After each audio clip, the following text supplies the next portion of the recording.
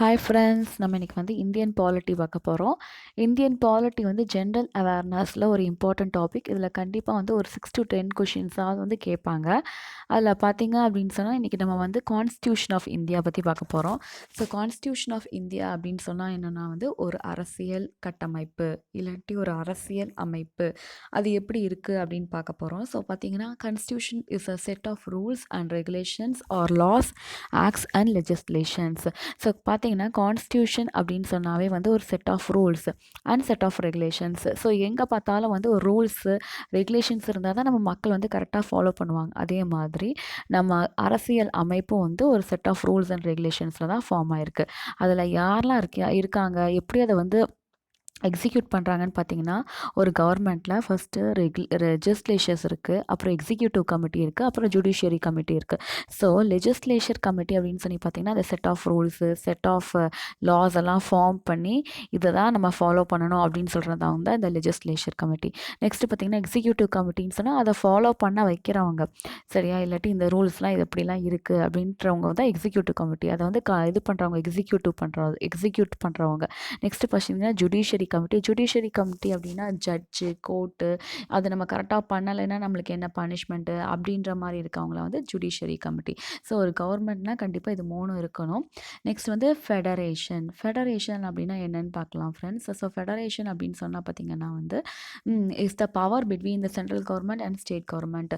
So state கவர்மெண்ட்டுக்கு என்ன power இருக்குது, சென்ட்ரல் கவர்மெண்ட்டுக்கு என்ன பவர் இருக்குது அப்படிங்கிறத பற்றி சொல்கிறது தான் ஃபெடரேஷன்.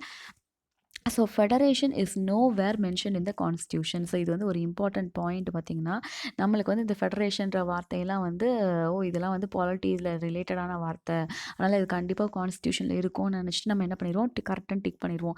இது இந்த கொஷின் எங்கே கேட்பாங்கன்னா, சூஸ் த பெஸ்ட் ஆன்சரில் 4 ஆப்ஷன் கொடுத்து சூஸ் த இன்கரெக்ட் ஸ்டேட்மெண்ட் இல்லை சூஸ் த கரெக்ட் ஸ்டேட்மெண்ட் அப்படின்ற இடத்துல இந்த கேட்பாங்க.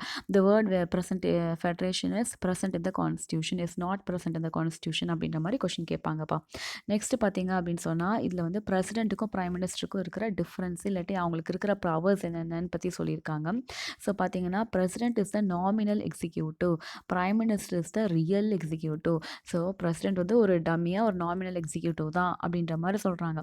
அதான் ரியல் எக்ஸிக்யூட்டிவ் யார், பிரைம் மினிஸ்டர். நெக்ஸ்ட் வந்து president is the constitutional head. அதுக்கப்புறம் வந்து டிஜிஆர் ஹெட். இவர் வந்து பிரைம் மினிஸ்டர் வந்து real executive or de facto head. அப்படின்னா இவருக்கு தான் வந்து எல்லா அதிகாரங்களும் இருக்கிறது, அந்த மாதிரி இப்போ சொல்கிறாங்க. நெக்ஸ்ட் பார்த்தீங்கன்னா பிரசிடெண்ட்டை வந்து ஹெட் ஆஃப் ஸ்டேட்ஸ் அப்படின்னு சொல்லுவாங்க, ஹெட் ஆஃப் ஸ்டேட்ஸ்ன்னு சொல்லுவாங்க. இவரை வந்து ஹெட் ஆஃப் கவர்மெண்ட் அப்படின்னு சொல்லுவாங்க. நீங்கள் ஹெட் ஆஃப் ஸ்டேட்னா இவர் தானே, சீஃப் மினிஸ்டர் தானே, ஏன் வந்து ஹெட் ஆஃப் ஸ்டேட்னு பிரசிடெண்ட்டை சொல்கிறாங்கன்னு பார்ப்பீங்க. ஒரு கண்ட்ரியவே ஸ்டேட்டுன்னு சொல்லி மென்ஷன் பண்ணி தான் ஹெட் ஆஃப் ஸ்டேட்டை வந்து பிரசிடெண்ட் அப்படின்னு சொல்கிறாங்க. ஹெட் ஆஃப் கவர்மெண்ட்னா வந்து அது வந்து பிரைம் மினிஸ்டர். நெக்ஸ்ட் அடுத்த டிஃப்ரென்ஸ் பார்த்தீங்கன்னா என்னென்ன பவர்ஸ் சென்ட்ரல் கவர்மெண்ட்டில் இருக்க பவர்ஸ் என்ன, ஸ்டேட் கவர்மெண்ட்டில் இருக்க பவர்ஸ் என்ன அப்படின்ற மாதிரி பார்க்கலாம். ஸோ இப்போ சென்ட்ரல் கவர்மெண்ட்டில் நம்ம வந்து பிரசிடெண்ட் அப்படின்னு சொல்லுவோம். அதே மாதிரி ஈக்குவல் பவர் ஸ்டேட் கவர்மெண்ட்டில் பார்த்தீங்கன்னா கவர்னர். அதே மாதிரி சென்ட்ரல் கவர்மெண்ட்டில் பிரைம் மினிஸ்டர்னு சொல்லுவோம், இங்கே சீஃப் மினிஸ்டர். அங்கே வந்து லோக்சபா அப்படின்னு சொல்லுவோம், இங்கே வந்து அசம்பிளி. அங்கே வந்து ராஜ்யசபான்னு சொல்லுவோம், இங்கே வந்து லெஜிஸ்லேட்டிவ் கவுன்சில். பார்த்திங்கன்னா இந்த லெஜிஸ்லேட்டிவ் கவுன்சில் நம்ம தமிழ்நாட்டில் இல்லை, ஆனால் ஒரு 7 ஸ்டேட்டில் இருக்குது. அது என்ன நம்ம பார்க்கலாம். நெக்ஸ்ட் வந்து அங்கே நடக்கிற எக்ஸாம், சென்ட்ரல் கவர்மெண்ட்டில் நடக்கிற எக்ஸாம்ஸ் வந்து யூபிஎஸ்சி, இங்கே வந்து எஸ்பிஎஸ்சி அப்படின்னா state government public service commission examination, அங்கே union public service commission examination. So இது மூலயமா நம்ம ஃபெடரேஷனுக்கு தேவையான ஆட்கள் IAS, IPS, collector, deputy collector அந்த மாதிரி ஆள்களெல்லாம் அவங்க செலக்ட் பண்ணுவாங்க. Next legislature. ஸோ லெஜிஸ்லேச்சர் அப்படின்னா ஒரு கட்டமைப்பு. இந்த கட்டமைப்பு எப்படி ஃபார்ம் ஆயிருக்கு அப்படின்னு பார்த்தீங்கன்னா, சென்ட்ரல் கவர்மெண்ட், ஸ்டேட் கவர்மெண்ட் அந்த மாதிரி 2ஆக பிரிச்சிருக்காங்க. Central or union legislature, state legislature. So central government central and union வந்து எங்கே நடக்கும் அப்படின்னு பார்த்தீங்கன்னா பார்லிமெண்ட்டில் தான் நடக்கும். இதே வந்து இந்த ஸ்டேட் லெஜிஸ்லேச்சர் எங்கே நடக்கும்னு பார்த்தீங்கன்னா அசம்பிளியில் நடக்கும்.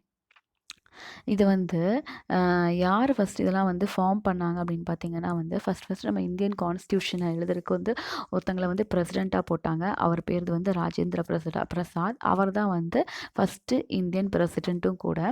ஸோ அதனால தான் அவரோட பேர் இங்கே மென்ஷன் பண்ணியிருக்காங்க. ராஜேந்திர பிரசாத் வந்து ஃபஸ்ட்டு பிரசிடெண்ட்டு. அதுக்கப்புறம் பார்லிமெண்ட். ஸோ பார்லிமெண்ட் அப்படின்னு நம்ம பார்த்தோம் அப்படின்னு சொன்னால் இது ஒரு important question. Parliament consist of whom அப்படின்னு சொல்லி கேட்டிருந்தாங்கன்னா லோக்சபா, ராஜ்யசபா, பிரசிடென்ட். நம்ம வந்து பார்லிமெண்ட்னா ஜென்ரலாக ஒரு ஸ்பீக்கர் இருப்பாங்க, பிரசிடென்ட், பிரைம் மினிஸ்டர் இருப்பாங்க, அங்கே இருக்க மினிஸ்டர்ஸ்லாம் இருப்பாங்க அப்படின்னு நம்ம நினச்சிருப்போம். ஆனால் இதுதான் வந்து கரெக்டான answer. Parliament consist of Lok Sabha, Rajya Sabha and president. So பார்த்தீங்கன்னா லோக்சபாவை லோவர் ஹவுஸ்ன்னு சொல்லுவாங்க, இல்லை ஹவுஸ் ஆஃப் பீப்புள்ஸ் ரெப்ரசன்டேட்டிவ்னு சொல்லுவாங்க. ஏன்னா லோக்சபா வந்து நம்ம தான் டைரெக்டாக அந்த கேண்டிடேட்டை ஓட்டு போட்டு செலக்ட் பண்ணி லோக்சபாக்கு அனுப்புகிறோம். ஆனால் இங்கே இருக்கிறவங்க எம்எல்ஏஸ் தான் வந்து என்ன பண்ணுவாங்கன்னா இதை ஓட்டு போட்டு அவங்க வந்து ஒரு பார்ட்டிக்கு ஓட்டு போட்டு அதில் வந்து செலக்ட் பண்ணுறவங்க தான் வந்து எம்பி, இந்த ராஜ்யசபா மெம்பர்ஸ். ஸோ பார்த்திங்கன்னா ராஜ்யசபா வந்து கவுன்சில் ஆஃப் ஸ்டேட்ஸ் அப்படின்னு சொல்லுவாங்க. இது வந்து அப்பர் ஹவுஸ்னு சொல்லுவாங்க. நெக்ஸ்ட் வந்து legislature is a law making பாடி. இதுக்கு முன்னாடி இந்த இடத்துல நான் சொன்னேன் இல்லையா, இங்கே ஒரு டிஃப்ரென்ஸ் சொன்னேன்ல, கவர்மெண்ட்னா லெஜிஸ்லேச்சர் இருக்கும், எக்ஸிக்யூட்டிவ் இருக்கும், ஜுடிஷியரி இருக்கும்னு இதை தான் இந்த இடத்துல எக்ஸ்பிளைன் பண்ணியிருக்காங்க.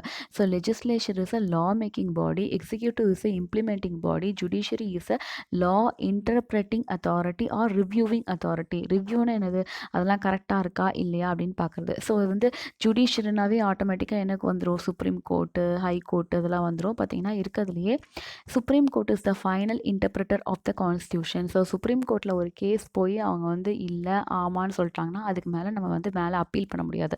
அதுதான் ஃபைனல் ஜட்ஜ்மெண்ட், அதை தான் நம்ம ஏற்றுக்கணும். ஸோ பார்த்திங்கன்னா இருக்கிறதுலேயே ஹையஸ்ட் அத்தாரிட்டி வந்து இந்தியாவில் சுப்ரீம் கோர்ட், அதுக்கப்புறம் ஹை கோர்ட், அதுக்கப்புறம் டிஸ்ட்ரிக்ட் கோர்ட், அதுக்கப்புறம் செஷன் கோர்ட். ஸோ இதுதான் வந்து ஹையர் ஆர்டர் வந்து இப்படி வந்திருக்கு. ஸோ இதுதான் ஹையஸ்ட்டு, அதுக்கப்புறம் கீழே இதுதான் வந்து லோவஸ்ட்டு. நெக்ஸ்ட்டு பார்த்தீங்கன்னா the constitution of the supreme court, the constitution is the supreme law of land. So constitution வந்து ஒரு சுப்ரீம் லா ஆஃப் லேண்ட், அதில் நிறைய லாஸ் இருக்குன்னு சொல்கிறாங்க. The word judicial review nowhere mention in the constitution. So அடுத்தது அதுக்கு முன்னாடி federation அப்படின்னு பார்த்தோம், இங்கே வந்து word judicial review is nowhere mention in the constitution. Next பார்த்தீங்கன்னா ஸ்டேட் லெஜிஸ்லேச்சர். இப்போ நம்ம வந்து மேலே பார்த்தது வந்து இங்கே பார்த்தது வந்து இந்த பார்லிமெண்ட்டுன்னு பார்த்தோம் இல்லையா, இந்த பார்லிமெண்ட்டுங்கிறது சென்ட்ரல் கவர்மெண்ட்டோட இது ஒரு அமைப்பு, இப்படி தான் இருக்கும் அப்படின்னு. அதே வந்து ஸ்டேட் லெஜிஸ்லேச்சர் அப்படின்னு பார்த்தீங்கன்னா அது வந்து இப்படி தான் இருக்கும் ஃப்ரெண்ட்ஸ். ஸோ ஸ்டேட் லெஜிஸ்லேச்சர் அப்படின்னு சொன்னால் நம்ம தனித்தனியாக ஸ்டேட்ஸ் இருக்கு இல்லையா, அந்த ஸ்டேட்டில் எப்படி வந்து ஒரு கவர்மெண்ட் ஃபார்ம் பண்ணுறாங்க அப்படின்னு பார்க்கலாம். பார்த்தீங்கன்னா அதில் unicameral legislature, bicameral legislature அப்படின்னு ரெண்டு இருக்குது. ஸோ யூனிக் கேமரல் லெஜிஸ்லேச்சர் அப்படின்னு சொன்னால் அங்கே வந்து ஒரு அசம்பிளி இருக்கும், ஒரு அரசவை இருக்கும், அதில் வந்து ஒரு கவர்னர் இருப்பாங்க, இங்கேயும் சிஎம் எல்லாம் இருப்பாங்க. ஆனால் இதில் வந்து அதை ஜென்ரலாக நம்ம அசம்பிளின்னு சொல்லுவோம். அதுக்கப்புறம் இங்கே பார்த்தீங்கன்னா இங்கே அசம்பிளி இருக்கும், இது வந்து லோக்சபாவோட கம்பேர் பண்ணுவாங்க, இதை வந்து பிரசிடெண்ட்டோட கம்பேர் பண்ணுவாங்க. இங்கே வந்து என்னென்னா பிரசிடெண்ட்டோட கம்பேர் பண்ணுவாங்க, இங்கே வந்து இதை வந்து லோக்சபாவோட கம்பேர் பண்ணுவாங்க, இதை வந்து ராஜ்யசபாவோட கம்பேர் பண்ணுவாங்க, இவங்களை வந்து பிரசிடெண்ட்டோட கம்பேர் பண்ணுவாங்க. ஸோ பார்த்தீங்கன்னா இது வந்து எம்எல்ஏன்னு சொல்லுவோம் இல்லையா, அதே மாதிரி இது வந்து எம்எல்சின்னு சொல்லுவோம். ஸோ இது வந்து ஒரு ரொம்ப பெரிய போஸ்டிங்லாம் கிடையாது. ஆனால் இவங்களும் வந்து கேபினெட் மினிஸ்டர்ஸ் என்ஜாய் பண்ணுற எல்லா இதுவுமே வந்து ரைட்ஸுமே இவங்களும் என்ஜாய் பண்ணலாம். இது வந்து நம்ம தமிழ்நாட்டில் கிடையாது. தமிழ்நாட்டில் அசம்பிளியும் கவர்னர் மட்டும் தான் இருக்காங்க. சில ஸ்டேட்ஸில் ஒரு 7 ஸ்டேட்டில் பை கேமரா லெஜிஸ்லேஷன் நடந்துட்டுருக்காங்க. அது என்னென்னு இப்போ அடுத்தது பார்த்துடலாம். Legislative Council, it is criticized as the political rehabilitation center or sixth finger. So இந்த லெஜிஸ்லேட்டிவ் கவுன்சில்ன்றது இருக்கு இல்லையா, இது வந்து இதுக்கு எந்த வேல்யூமே கிடையாது, பெரிய விஷயம்லாம் இல்லை. ஆனால் அதில் இருக்கவங்க வந்து ஒரு சிக்ஸ்த்து ரீஹாபிலிட்டேஷன் சென்டர்னால் என்னது, ஒரு பாதுகாப்பு அரண் அந்த மாதிரி இல்லையா, அந்த மாதிரி இது வந்து ஒரு சிக்ஸ்த்து ஃபின்ச்சர் அடிஷ்னலாக ஒரு போஸ்டிங், அவ்வளோதான். இவங்களால எந்த பெரிய ரூல்ஸும் ஃபார்ம்லாம் அப்படிலாம் பண்ண முடியாது. ஸோ பார்த்தீங்கன்னா at present 7 states are bicameral: Telangana, Andhra Pradesh, Karnataka, Maharashtra, Bihar, Uttar Pradesh and Jammu Kashmir. இதுலலாம் வந்து அந்த பை கேமரல் இது வந்து இருக்குது, அந்த லெஜிஸ்லேச்சர் தான் ஃபார்ம் பண்ணுறாங்க. Next Article 370 provides special status to Jammu Kashmir, which was removed on October 2019. So இந்த ஆர்டிகல் 370 படி ஜம்மு காஷ்மீருக்கு ஒரு ஸ்பெஷல் ஸ்டேட்டஸ் கொடுத்துருந்தாங்க, அது வந்து அக்டோபர் 2019 ரிமூவ் பண்ணிட்டாங்க. ஆக்சுவலி இந்த பில்லை எப்போ ப்ரொப்போஸ் பண்ணாங்கன்னா ஆகஸ்ட் 2019 ப்ரொப்போஸ் பண்ணி அதுக்கப்புறம் 2 ஹவுஸ் ஆஃப் பார்லிமெண்ட்லேயும் ஓகே ஆகி அதுக்கப்புறம் வந்து அக்டோபர் 2019 இது வந்து ரிமூவ் பண்ணிட்டாங்க. Next legislative council are created or abolished by parliament. So legislative central கவுன்சில்னு நான் எம்எல்சின்னு சொன்னேன் இல்லையா, அவங்க சும்மா இருக்காங்க, பைகாமரல் இதில் இருக்காங்கன்னு. அவங்கள கிரியேட் பண்ணுறதும் அபாலிஷ் பண்ணுறதும் யாருன்னா பார்லிமெண்ட்னா யார்? லோக்சபா, ராஜ்யசபா, பிரசிடென்ட், அவங்க தான் இதை கிரியேட் பண்ணுறாங்க. ஸோ இப்போ பார்த்தீங்கன்னா எல்லாத்தையும் ஒரு ஜென்ரல் வியூ மாதிரி பார்த்தலாம். ஒரு எக்ஸிக்யூட்டிவ் கமிட்டி, ஃபஸ்ட்டு லெஜிஸ்லேச்சர் பார்த்துட்டோம். இப்போ எக்ஸிக்யூட்டிவ் கமிட்டியில் என்னென்னலாம் இருக்குது அப்படின்னு பார்த்துடலாம். So central government, state government. Central government or union கவர்மெண்ட்டில் என்னெல்லாம் இருக்காங்கன்னா, பிரசிடென்ட் இருக்காங்க, இங்கே கவர்னர் இருக்காங்க, அங்கே வைஸ் பிரசிடென்ட் இருக்காங்க, இங்கே வைஸ் பிரசிடென்ட்டும் கிடையாது. அங்கே பிரைம் மினிஸ்டர் இருக்காங்க, இங்கே சீஃப் மினிஸ்டர் இருக்காங்க, கவுன்சில் ஆஃப் மினிஸ்டர்ஸ், அங்கேயும் கவுன்சில் ஆஃப் மினிஸ்டர்ஸ் இருக்காங்க, இங்கேயும் கவுன்சில் ஆஃப் மினிஸ்டர்ஸ் இருக்காங்க. அப்படின்னா இது லோக்சபா, ராஜ்யசபா, இங்கே assembly and legislative council.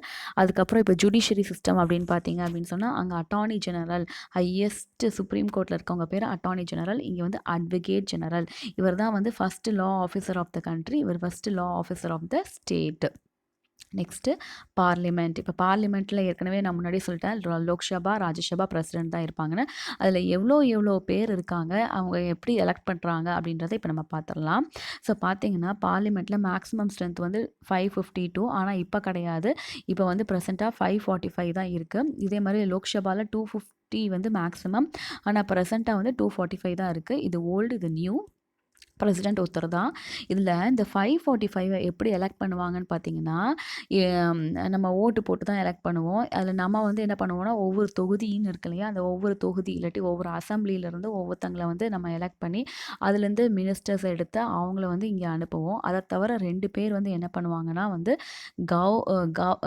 President nominate பண்ணுவாங்க. இவங்க ஆங்கிலோ இந்தியன் கம்யூனிட்டியில் இருக்கவங்கள பிரசிடென்ட் நாமினேட் பண்ணுவார். அதே மாதிரி இங்கே லோக்சபா அப்படின்னு பார்த்தீங்கன்னா, இங்கே இருக்கவங்க இவங்களுக்கு ஓட் பண்ணி இவங்களை எலெக்ட் பண்ணுவாங்க. நெக்ஸ்ட் இந்த 12 மிச்சம் இருக்க 12 யாருன்னா பிரசிடென்ட் இவங்களை நாமினேட் பண்ணுவாங்க. அந்த நாமினேட் அப்படிங்கிற வார்த்தையை நம்ம கரெக்டாக அண்டர்லைன் பண்ணிக்கணும். அவர் அப்பாயிண்ட் பண்ண மாட்டார், நாமினேட் பண்ணுவார். அப்பாயின்மெண்ட் வேறு, நாமினேட் வேறு. Next in India 543 constituencies are there.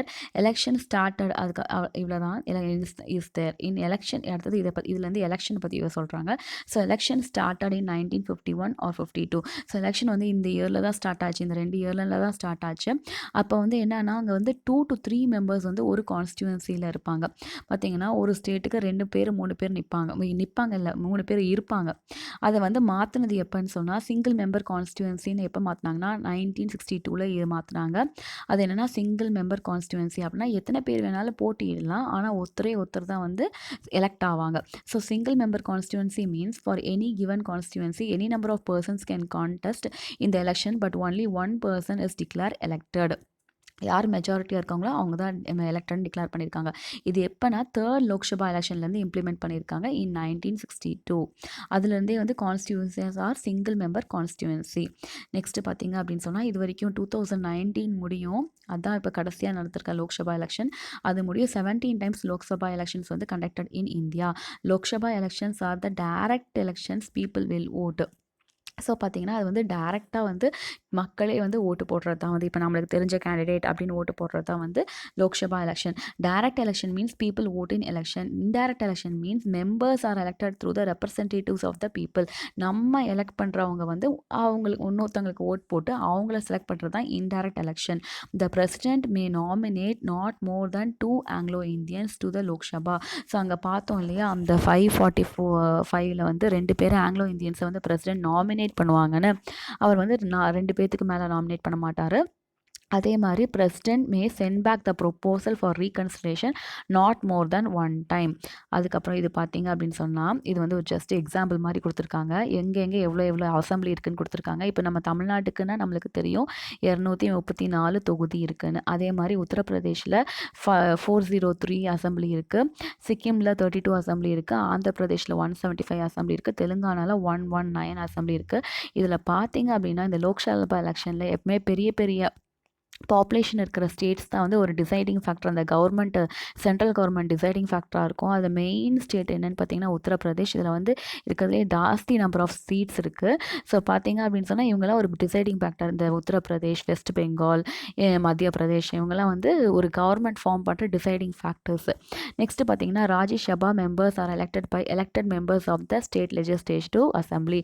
So நம்ம எலெக்ட் பண்ணுற எம்எல்ஏஸ் திருப்பியும் ஓட்டு போட்டு தான் ராஜ்யசபா மெம்பர்ஸை செலக்ட் பண்ணுறாங்க. Other 12 members are nominated by president. So இன்னும் ஒரு மற்ற இருக்கிற 12 மெம்பர்ஸ் வந்து பிரசிடென்ட் நாமினேட் பண்ணுறாங்க.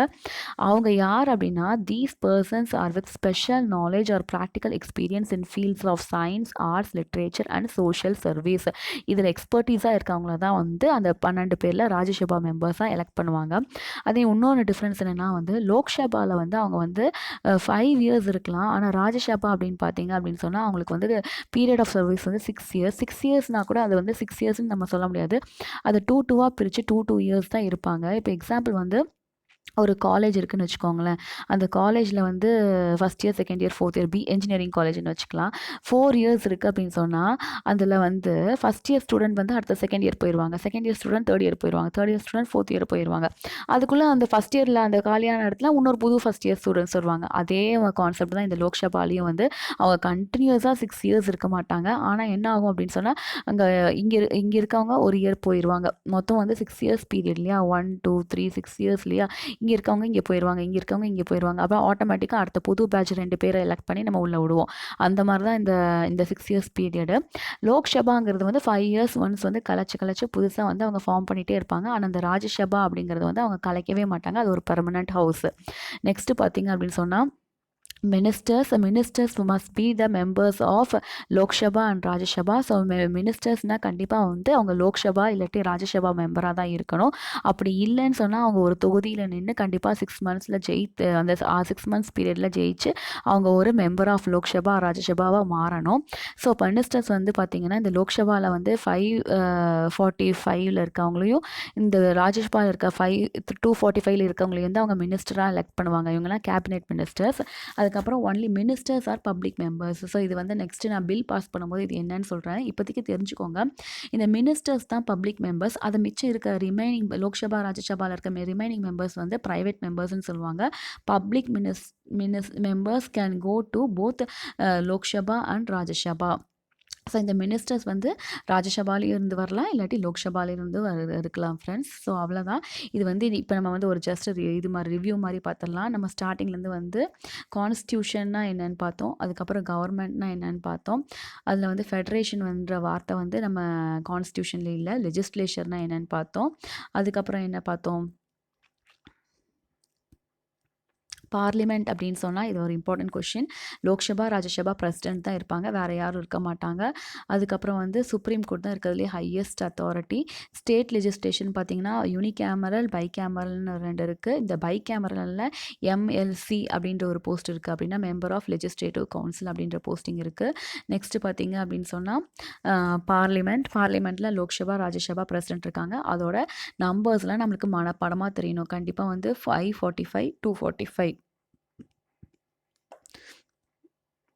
அவ்வளோதான் ஃப்ரெண்ட்ஸ். இதில் இம்பார்ட்டன்ட் பாயிண்ட்ஸு 17 டைம்ஸ் வந்து நம்மளுக்கு லோக்சபா எலெக்ஷன் நடந்திருக்கு. நெக்ஸ்ட் இருக்க வீடியோவில் நான் வந்து பில்ஸ் எப்படி பாஸ் பண்ணுவாங்க, அதில் லோக்சபா என்ன ரோல் ப்ளே பண்ணுது, ராஜ்யசபா என்ன ரோல் ப்ளே பண்ணுதுன்னு சொல்கிறேன். Thank you friends.